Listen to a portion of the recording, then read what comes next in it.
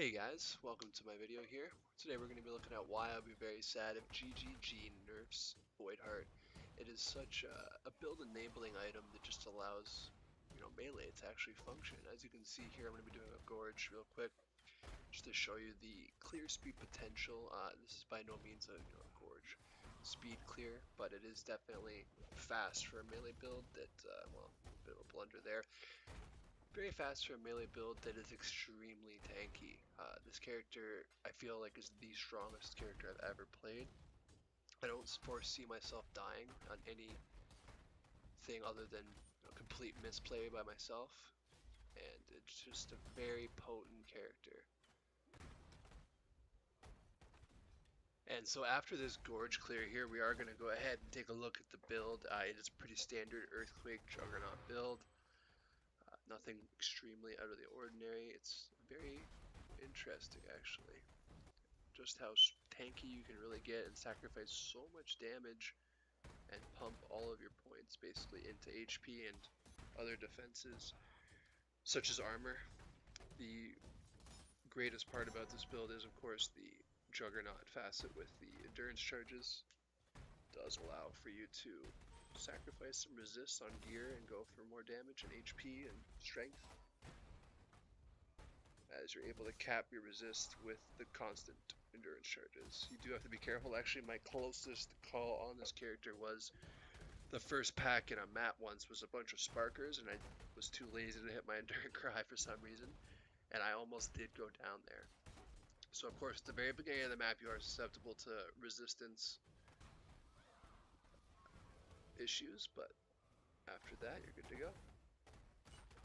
So you are gonna want to be careful of your positioning in maps, especially with bears and on most of the higher boss fights. I have been able to take down almost every single boss. I have not attempted a few. I was able to take down Colosseum, no problem. Core is the only one I can say for sure I haven't attempted. I don't have the balls for that one yet.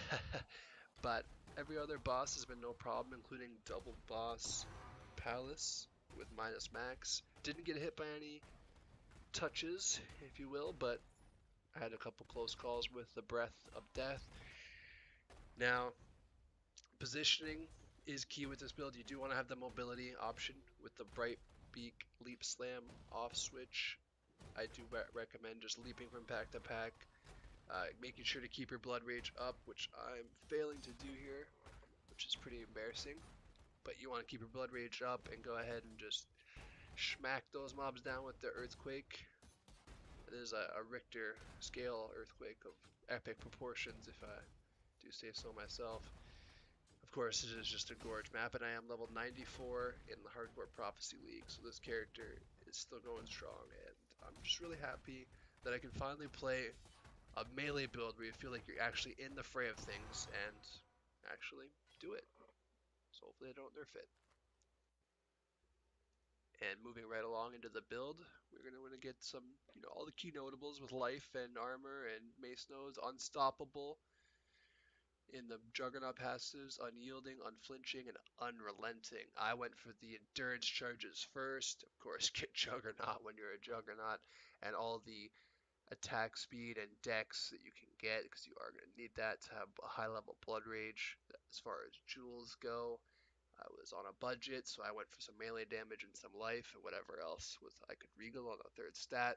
Of course, get all the endurance charges and help Oak in Merciless to get all of the endurance charges that you can get.